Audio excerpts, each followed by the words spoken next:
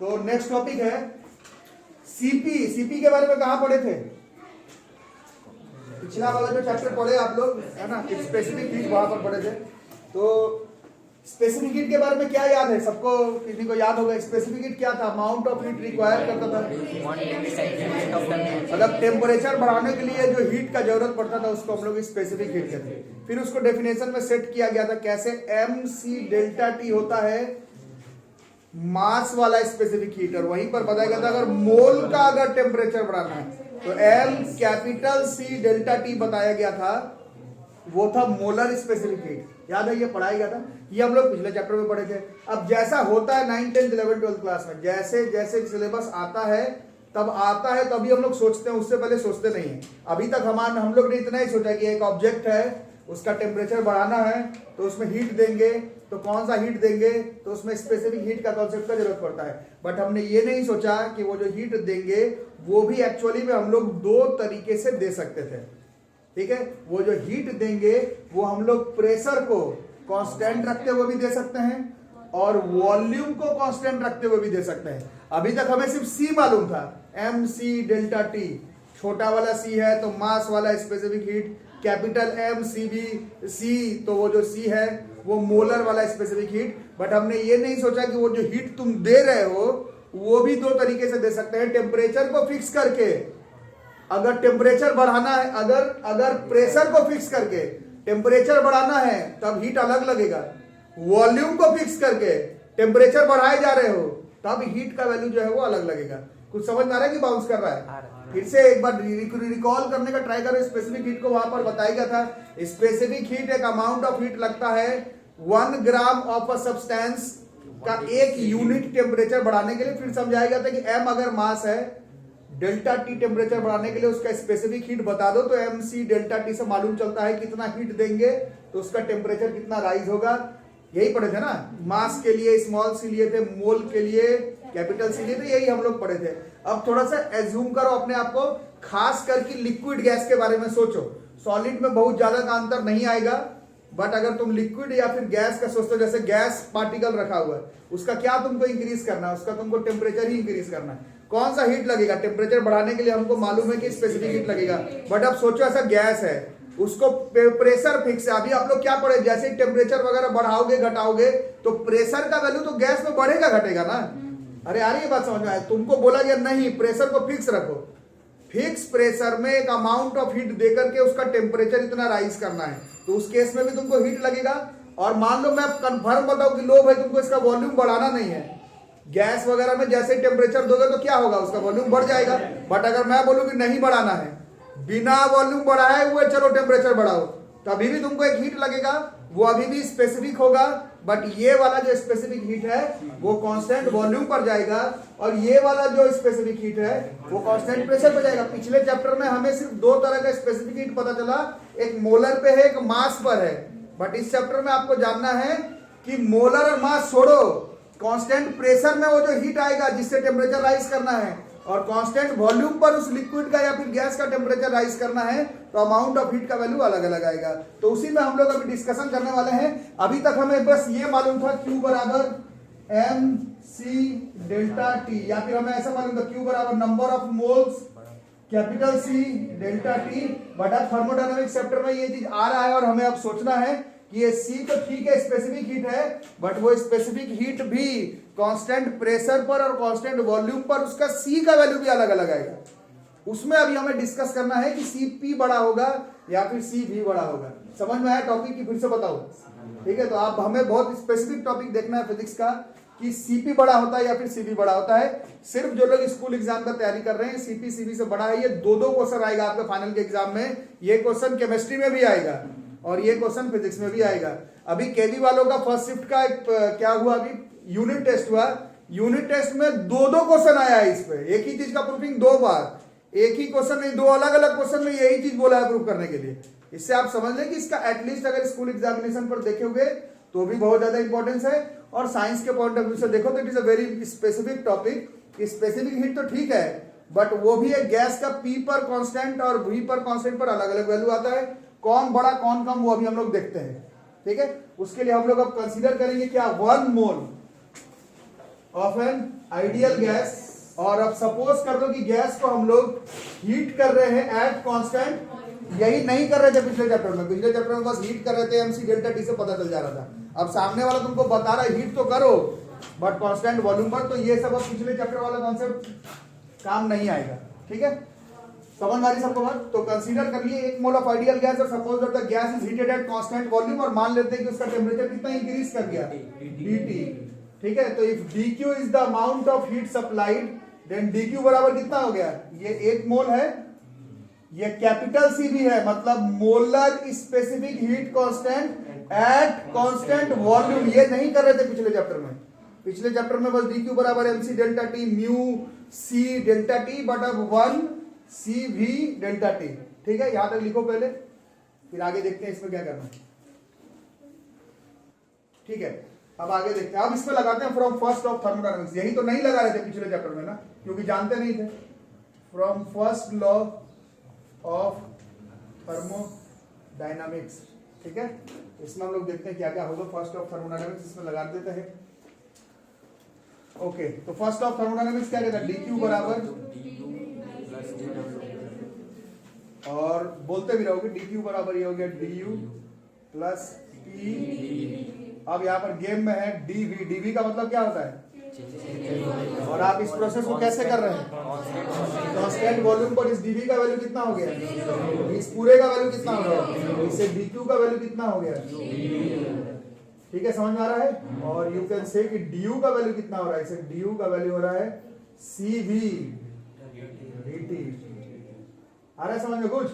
अब जो लोग पढ़ने में अच्छे हैं, जो लोग मेंस एडवांस नीट का तैयारी कर रहे हैं ईमानदारी से, प्रूफिंग हम लोग क्या करने वाले हैं, अभी हम लोग प्रूफिंग करने वाले हैं कि सीपी सीबी से बड़ा है, वो गया भाड़ में, वो तो प्रूफिंग होगा ही। ये जो फाइनल ये बीच में फॉर्मूला निकल कर कराया है, ये चेंज इन इंटरनल एनर्जी का फॉर्मूला है, और बहुत इंपॉर्टेंट फॉर्मूला है। ड्यू का फॉर्मूला निकल करके आ रहा है बीच में से। ये तो मैं प्रूफ ही नहीं कर रहा था, we are going to derive CP CV से बड़ा है, बट बीच में ये ड्यू का फॉर्मूला निकल करके आता है। कमाल का फॉर्मूला है। 60-70% क्वेश्चन मेंस एडवांस नीट पे थर्मोडायनामिक्स में ड्यू से पूछा जाता है। तुमको लगेगा कि ड्यू का फॉर्मूला पूरे बुक में नहीं है, एक्चुअली में नहीं मिलेगा। जिस भी किताब से तुम पढ़ते हो उसमें चेंज इन इंटरनल एनर्जी का फॉर्मूला तुमको कहीं नहीं मिलेगा, बट जहां पर भी ये प्रूफिंग मिलेगा सीपी माइनस सीवी बराबर जो भी आए, उसमें देखना बीच में ड्यू का फॉर्मूला तुम्हारे हाथ में आएगा। ये ड्यू का फॉर्मूला को एकदम घेर करके रखेंगे। ये ड्यू का फॉर्मूला है। We are not going to do this, हमें कुछ और करना है, बट ये बहुत कमाल का फॉर्मूला बीच में निकल के आ रहा है चेंज इन इंटरनल एनर्जी का। कोई दिक्कत किसी को? कोई दिक्कत है तो बोलो।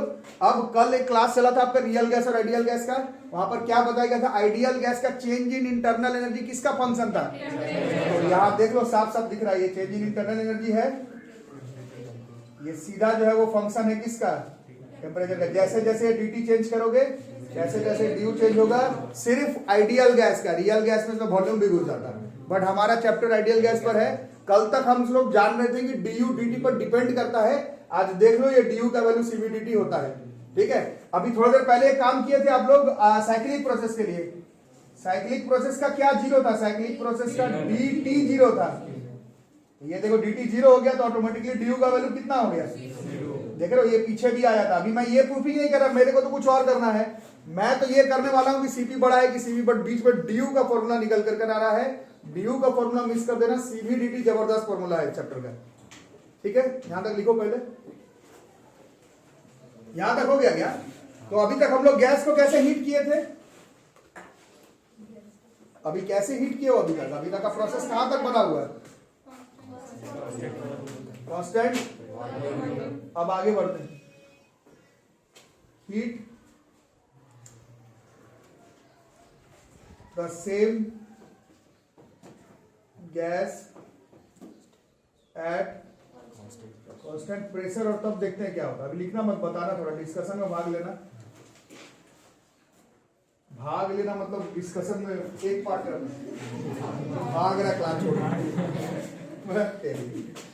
यहाँ पर कुछ अमाउंट ऑफ हीट लगेगा, वो अलग लगेगा, dq डैश लगेगा ना अलग। कांस्टेंट प्रेशर में जो हीट देके उतना ही टेम्परेचर राइज करना है, कांस्टेंट वॉल्यूम पर हीट देके उतना ही टेम्परेचर राइज करना है। पिछले चैप्टर के हिसाब से सेम लगता है, बट अभी कांस्टेंट प्रेशर कांस्टेंट वॉल्यूम के हिसाब से जो अमाउंट ऑफ हीट है वो अलग अलग लगेगा। कितना होगा, नंबर ऑफ मोल 1 है। अब यहाँ पर Cp, पिछले चैप्टर में सिर्फ C आ रहा था, इधर Cp भी अलग आने लगा। और राइज इन टेम्परेचर सेम करते, तभी तो रिलेशन पता चलेगा। इसमें 50 डिग्री बढ़ा ली, उसमें 20 डिग्री बढ़ा ली, तो कैसे पता चलेगा सीपी ज्यादा था या सीबी ज्यादा था? ठीक है, तो सेम उतना ही से। अब फर्स्ट ऑफ थर्मोडायनेमिक्स के हिसाब से dq डैश बोलते रहो, du plus p dv direct लिख दीजिए, dw होता। अब dq डैश की जगह पर देखो, जैसे cp और du का फॉर्मूला यहां से निकल के आया है, cv dt प्लस। अब यहां पर देखते हैं, ये नहीं आ रहा है निकालने, क्या तो जीरो कैसे? पी डी भी है क्या? क्या बात करते हो? डी भी जीरो होता तब जीरो करते हैं, पी पे कैसे जीरो करते हैं? कुछ सारी बात। अब मेरे को आ नहीं रहा है ये बनाने, है ना, यही चीज जानना है। जब कुछ नहीं आया इस चैप्टर में, लगे कुछ नहीं अब मदद हो रहा है, तो वहां पर ही समय आ जाता है आइडियल गैस इक्वेशन लगाने का। उससे भागना नहीं है। आइडियल गैस इक्वेशन इस पूरे चैप्टर का, इस प्रूफिंग का मतलब नहीं है, पूरे चैप्टर में जहां पर भी लग जाए कि अब नहीं हो रहा आगे, तो वहां पर आइडियल गैस इक्वेशन को ठूसना है बीच में लास्ट। ठीक है, अब थोड़ा सा इसमें गेम में लाया जाए। आइडियल गैस इक्वेशन फॉर 1 मोल, तो दिस इज पीवी बराबर, ये हो गया आरटी। ठीक है, और इसको हम लोग डिफरेंशिएट करने वाले हैं, differentiate with respect to temperature.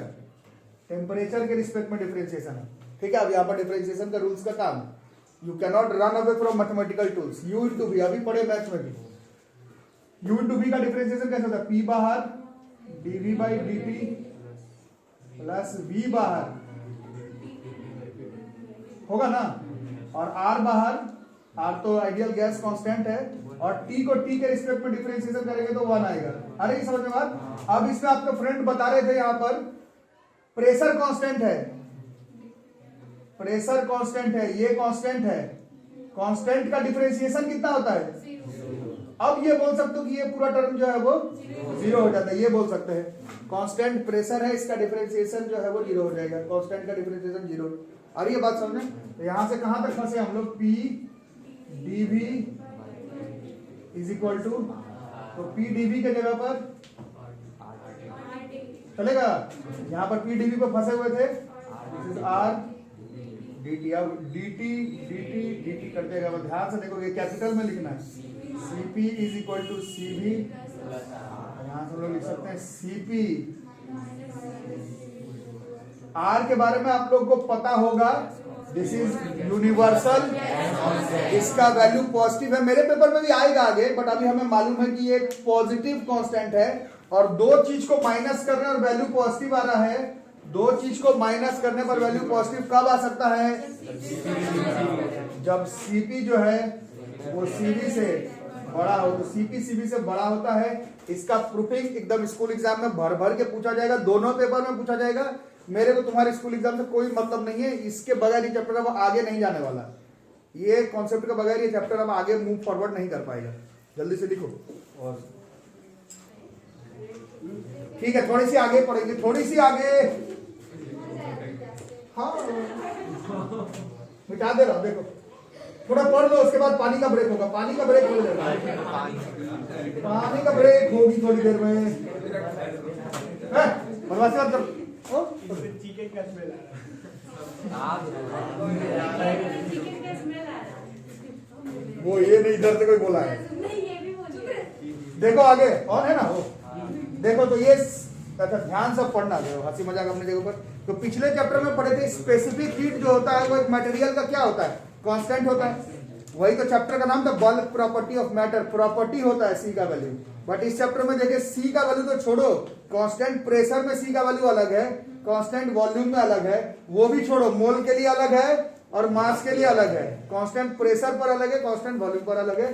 तो फिलहाल हम लोग ऐसे याद करेंगे, कैपिटल वाला Cp by Cv for a given mass, for a given gas जो होता है, ये भी जो है वो कांस्टेंट होता है, और इसको हम लोग गामा से डिनोट करते हैं।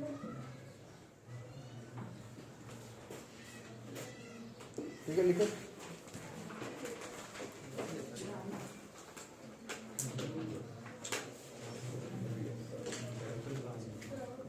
थोड़ा पढ़ाई में ध्यान, अब मजाक को तो दिक्कत हो जाएगा। कैपिटल वाला Cp बाई Cv जो है वो कांस्टेंट है, इसको हम लोग गामा से डिनोट करते हैं। यहां तक लिखे क्या? आगे देखते हैं, फटाफट ध्यान से देखते रहना, सीखते रहना। अभी एक फॉर्मूला डिराइव किए थे हम लोग, क्या? Cp कैपिटल में Cv is equal to R था, ठीक है। थ्रू आउट इस इक्वेशन को हम लोग Cv से डिवाइड करने वाले हैं, कर सकते हैं। Cp बाय Cv का नाम अभी पड़ा गामा,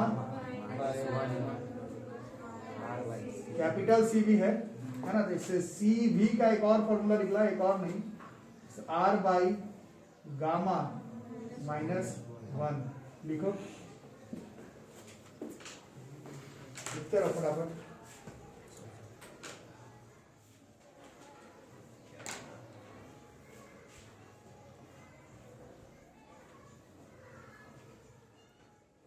ये कैपिटल सीवी को कैपिटल जैसा ही लिखो, क्योंकि छोटे का भी काम पड़ने वाला है अभी थोड़ी देर में। कैपिटल को कैपिटल जैसा ही लिखो, नहीं तो दिक्कत ही रहेगी।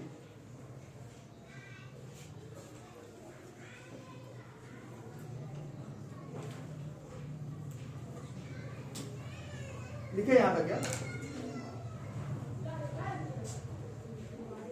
मुश्किल बात मत करो,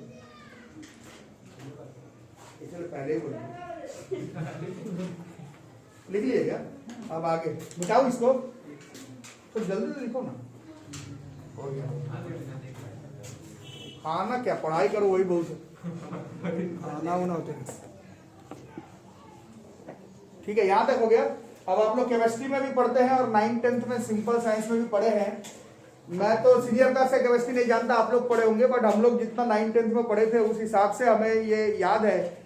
9th क्लास में एक टॉपिक था एटोमिसिटी, उसमें आपको पढ़ाया गया था कि ज्यादातर जो नोबल गैस है, ज्यादातर नहीं सारा नोबल गैस का एटोमिसिटी 1 होता है, और ज्यादातर जो मेजर गैस है उन सब का एटोमिसिटी जो है वो 2 होता है ना। मतलब ज्यादातर गैस जो एक सिंपल साइंस का स्टूडेंट के साथ कनेक्ट रहता है वो मोनो एटोमिक रहता है या फिर डाई एटोमिक रहता है। ट्राई एटोमिक में तो एक ही एग्जांपल था, दूर दूर तक ओजोन क्लास 9th में पढ़ना था। ऑक्टा एटोमिक का सल्फर था और P4 था, P4 था फास्फोरस, 3 वाला ओजोन था और 8 वाला सल्फर था।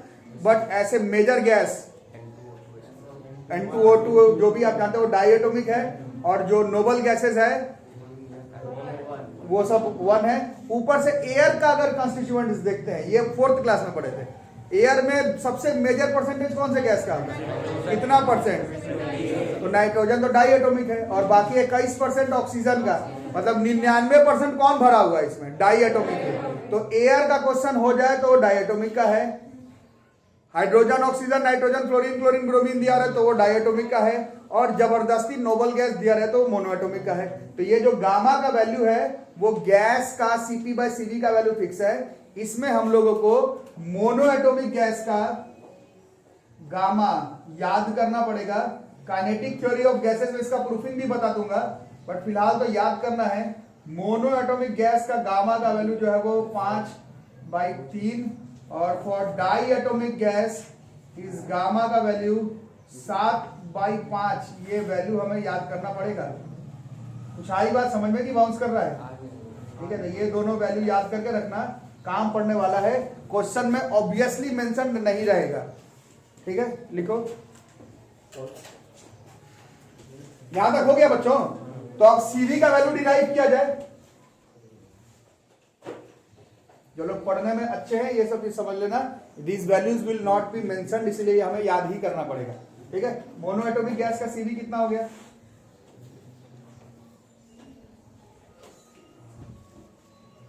मोनोएटोमिक गैस का सीवी R बाई गामा लिखे थे अभी 5/3, कितना होगा एलसीएम लेने पर?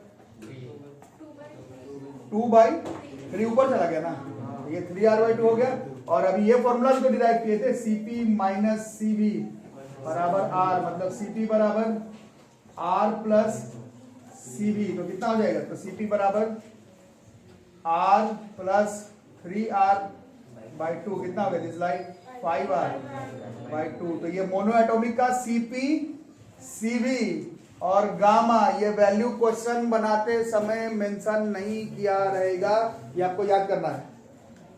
क्लियर हो गई बात? डायटोमिक का थोड़ा हिसाब लगा दो।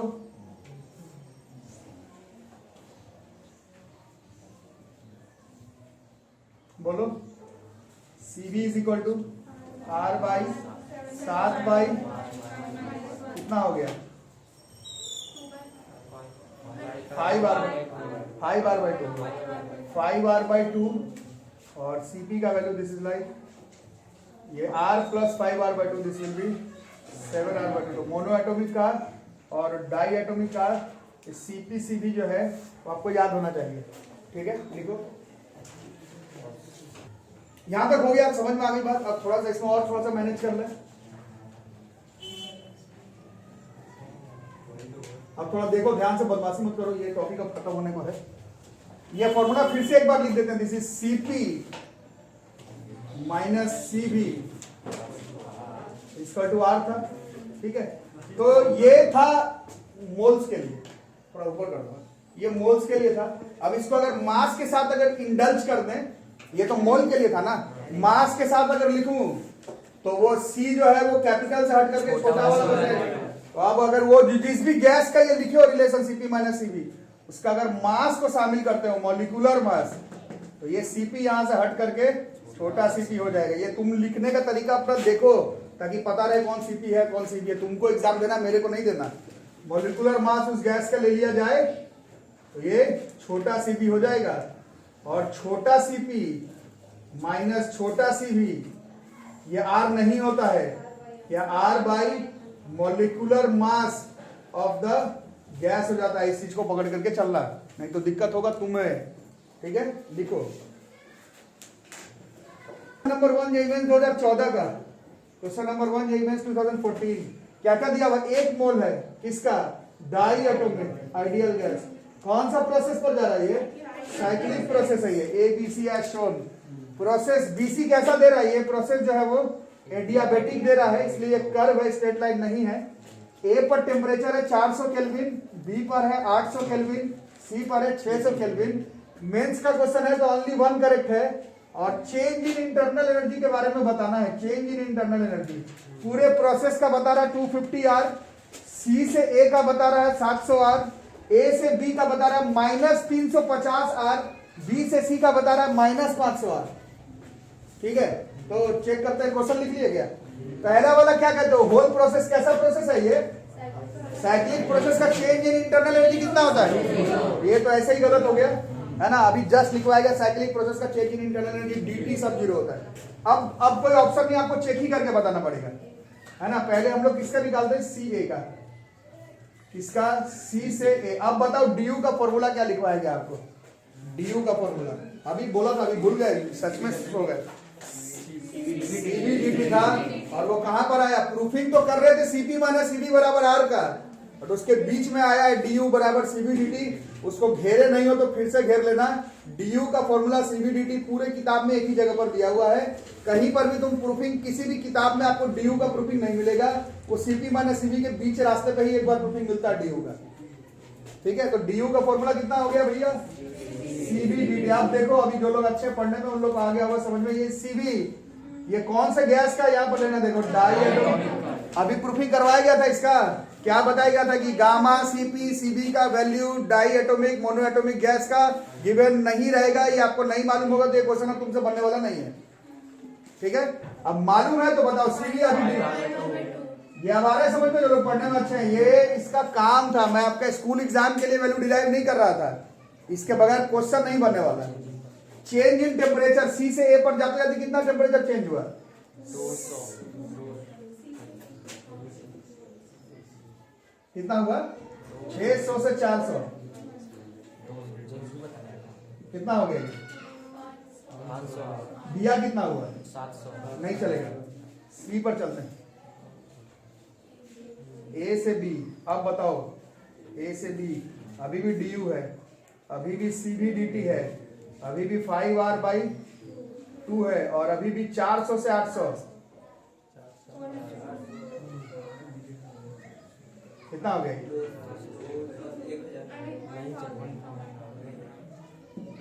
सीधा डी पे मार सकते हैं जेई मेंस का क्वेश्चन है, लेकिन अभी बनाएंगे।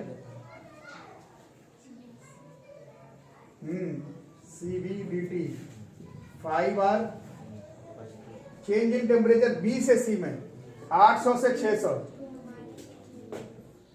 प्लस माइनस का भी उपाय लगा लेते हैं। आंसर कितना आ गया? दिस इज 500 आर, ये सही हो गया। -500 आर क्यों दिया होता है? क्योंकि अब हम लोग देखेंगे ये 800 से 600 है तो ये कम हो रहा है और घटना ही है तो ऐसे लिख सकते हैं dt हमेशा हम लोग final temperature minus initial temperature से निकालते हैं। फाइनल 600 में से 800 है, दिस इज लाइक 600 में से 800, दिस विल बी -500। तो इसमें कहां पर गलती किए हैं? बी वाले में क्या हो गया dt, इसमें कितना था? c से a था, ये भी कितना हो जाता? ये भी माइनस होता। अरे समझ में ना, ये वाला ठीक था, ये वाला ठीक था, बट आंसर के साथ डी सही है। ठीक है, जल्दी से लिखो, एक क्वेश्चन और करेंगे। चैप्टर का सबसे इंपॉर्टेंट क्वेश्चन में से एक जेईई मेंस 2017 का है। अटेम्प्ट जितने बच्चे किए थे उसमें से 93% बच्चों का देश भर में ये क्वेश्चन गलत था। मेरे ट्यूशन में मतलब आपके सीनियर भैया जिन लोग में सबका गलत हो गया था। क्वेश्चन क्या कर रहा है, ध्यान से देखो क्या कह रहा है। सीपी और सीवी क्या दे रहा है यार? Specific heats at constant pressure and constant volume respectively, and it is observed that CP minus CV का वैल्यू ए दे रहा है हाइड्रोजन गैस का, और सीपी माइनस सीवी का वैल्यू दे रहा है बी फॉर नाइट्रोजन गैस का। हम लोग क्या मतलब जनरली केमिस्ट्री फिजिक्स में हम लोग ऐसे ही याद करके जाते हैं कि सीपी माइनस सीवी बराबर क्या होता है? आर। अभी प्रूफिंग किया हो ना, सीपी माइनस सीवी का वैल्यू जो है वो आर होता है। अभी किए हैं आर ही है, आर ही होता है। सीपी माइनस सीवी बराबर आर, तो ए और बी दोनों का वैल्यू क्या हो जाएगा? दोनों का वैल्यू जो है वो सेम हो जाएगा। ये पूरे कंट्री भर में सब बच्चा लोग यही मार करके चलाया था, क्योंकि सबको यही याद रहता है सीपी माइनस सीवी बराबर आर, सीपी सीवी से बड़ा है, सीपी माइनस सीवी बराबर आर है, यही बात होती है ना। तो किसी का भी हो सीपी माइनस सीवी बराबर आर, बट ये यहाँ पर ध्यान से अगर आप देखेंगे तो ये सिर्फ स्पेसिफिक हीट दिया हुआ था, ये मोलर स्पेसिफिक हीट नहीं दिया हुआ था। और यही तो अंतर है ना एंट्रेंस एग्जामिनेशन का तैयारी करना और स्कूल एग्जाम का तैयारी करना। जो बच्चे 12th के बाद जेईई में दिए, इतना याद रहता है सबको कि सीपी माइनस सीवी बराबर आर रहता है, बट जो स्पेसिफिक तैयारी करके जाता है उसको मालूम रहता है कि सीपी माइनस सीवी बराबर आर में CP CV molar specific heat constant होता है।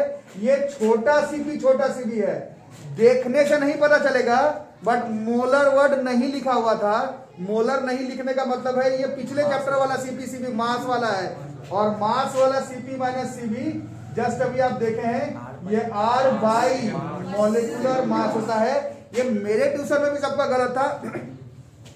बच्चों ने पूरे देश भर में जेईई मेंस को कंप्लेन भी किया था कि कहां लिखा हुआ है कि ये बड़ा है कि छोटा, तो जेईई का आंसर यही था कि इसमें मोलर नहीं दिया हो तो तुम अपने से मोलर मान ही नहीं सकते हो। जब नहीं तो छोटा सीपी ही होगा। पिछले चैप्टर में ही पढ़े ना, क्यू बराबर एमसी डेल्टा टी, उसमें सी जो है वो मास वाला ही था। मोलर जब होगा, छोटा बड़ा से मतलब नहीं है, क्वेश्चन में मेंशन क्या हो रहेगा तभी लगाना। सीपी माइनस सीवी बराबर आर का जो आप लोग प्रूफिंग किया है वो मोलर स्पेसिफिक हीट का है, ये मास वाले का था। मास वाले में सीपी माइनस सीवी बराबर आर बाई मॉलिक्यूलर मास, ये हाइड्रोजन का मॉलिक्यूलर मास कितना हो जाएगा? ये 2 हो जाएगा, और इसका वैल्यू ए दिया हुआ था। आ रहा समझ में? तो इससे ए बराबर मतलब ए बराबर हो गया आर बाई 2 है ना, और यू कैन से आर बराबर कितना हो गया 2a, और दूसरे वाले का कितना हो जाता है? सीपी माइनस सीवी बराबर आर बाई मॉलिक्यूलर मास 28, इसका नाम बी दिया हुआ था, तो यहां से आर बराबर 28 बी हो जाता है। दोनों का आर तो सेम ही है, 2a बराबर 28 बी हो जाता, और a बराबर 14 बी हो जाता। ये मेरे ट्यूशन में भी सबका गलती था, और सब लोग आ करके जैसे ही एग्जाम हो जाता जेईई का उसी दिन मतलब शाम तक सारे ट्यूशन वाले लोग एक ऑफिशियल की निकाल देते हैं, तो सब लोग अपना मिलाया, तो ये वाला सबको श्योर था कि मेरा तो सही है, और की में से मैच नहीं कर रहा था, तो सब लोग आके यही बोला कि सारे ट्यूशन में आंसर जो है की गलत दिया हुआ है। बट उसमें बच्चों का कॉन्सेप्ट ही गलत हो गया, याद नहीं रहता सेंटर पे। सीपी माइनस सीवी बराबर आर सबको याद रहता है, बट मोलर के लिए अलग है और मास वाला अलग है। जिसको याद रह गया जेईई नीट उसी का निकल रहा है, इतना ही का तो अंतर होता है ना। सीपी माइनस सीवी बराबर आर हर कोई पढ़ के जाता है, स्पेसिफिक चीजें जो है जो तैयारी कर रहे हैं एंट्रेंस एग्जाम का वही लोग पढ़ के जाते हैं। ठीक है, यहीं तक रहेगा, बाकी की बातें करेंगे अगले क्लास में।